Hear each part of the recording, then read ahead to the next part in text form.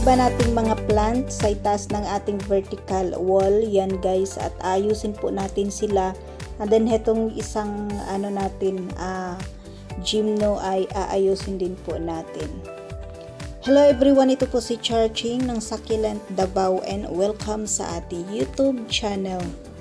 And for today's video, so ito guys yung ating mga plant na aayusin po natin ngayon. So yung ating napakagandang Gymno Caliceum Damsi. So hybrid siya na Damsi guys. So yun, at aayusin natin kasi ayan, lumubog na po siya sa kanyang pot. Hindi na siya makita. So ang gagawin ko guys, tatanggalin ko to. Hindi ko na siya tanggalin sa kanyang soil. So iangat lang natin and then mamaya dagdag tayo ng konting soil sa ibaba para umangat yung ating cactus, and then ibalik natin siya guys, patong lang natin siya sa soil. So yan, at medyo mahirap. So pag magtanggal po tayo ng mga cactus guys na medyo matinik, pwede po tayong gumamit ng gloves. So ako ay sanay na po na matinik matinik ng natin cactus. So yan guys, nagdagdag na tayo ng soil sa baba. So gamit ko na potting mix dito ay ayan, merong coco cubes kasi napakaganda po ng coco cubes. Kinakapitan po talaga ng roots. And then risal, compost. So yan lang po yung ating potting mix, and then meron siyang konting charcoal. Ayan. Yan yung bago nating ingredients or material dito sa ating potting mix. So ganyan lang guys, patong lang natin siya. Yan, angat na siya. At kitang-kita na po yung buong katawan ng ating cactus. Yan, sobrang laki na niya guys, mga 4 inches na yung ating cactus, napakalaki. So ang natin guys, itong cactus natin ay bigay po sa akin ng aking sister nung pandemic. Yan, napakaliit pa nito guys nung binigay niya, mga 1 peso coin yung size. And then ngayon after 2 years, ayan na siya guys, sobrang laki, at ang dami na po nitong binigay na pops sa atin. Yan, at pinaparami natin siya dito sa ating munting garden. And then yan, at okay naman po at dumami yung ating mga cactus. And then meron na siyang flower. So hindi ko lang alam kung paano siya pollinate.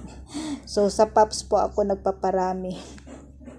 So ito guys yung ating mga succulent na aayusin kasi super dry. Ang daming dry leaves. So mga mga propagation natin. Ito yung mga pops ng mother plant natin guys. So ayan, merong nag-dry, and then ang dami niyang dry leaves. Nakalimutan ko yung nito, ID, blue cloud. So ito yung blue cloud natin, tama ba? Blue cloud. Ayan, naman siya guys, okay naman siya. And then heto guys yung ating top cut. So ayan, at medyo na siya, mataas na siya, and then dry lang yung ating plant kasi hindi po natin siya nadiligan ng ilang weeks ba, matagal na. So yan, at tanggalan lang po natin ng dry leaves para ayan, ang daming guys, mealybug. So mamaya ay i-treat natin sila ng detergent powder. So didiligan ko to ng detergent powder. Ayan, tanggalan lang po natin sila ng dry leaves. Sobrang daming dry leaves. So yan po yung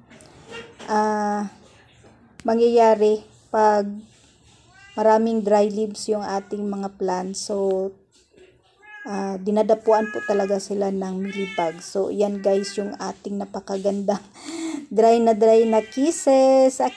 Kissing. Ayan. And then heto guys yung dry natin na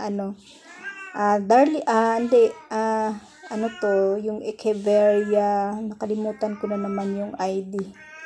So yan, sobrang dry, ang daming dry leaves. So hindi ko to nadiligan ng ilang weeks na ba.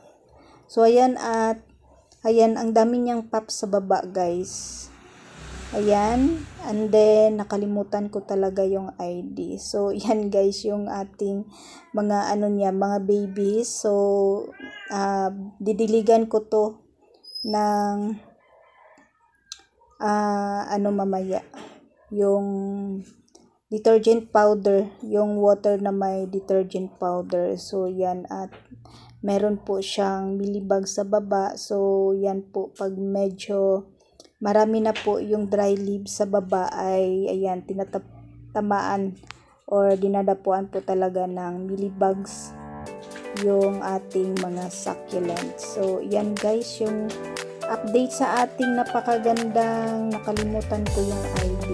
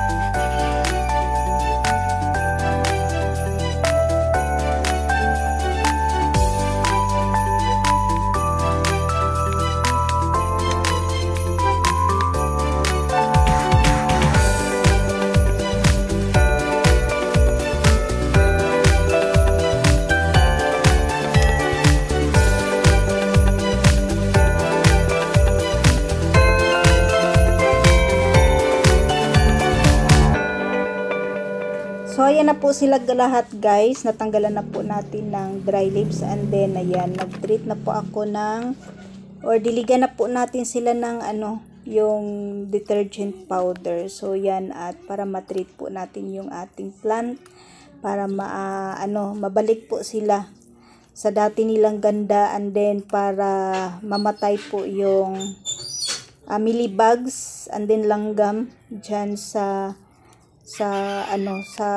baba po ng ating, sa stem po, sa roots ng ating plant. So ayan guys, ganyan po yung ginagawa ko sa ating mga plant, sa ating mga halaman na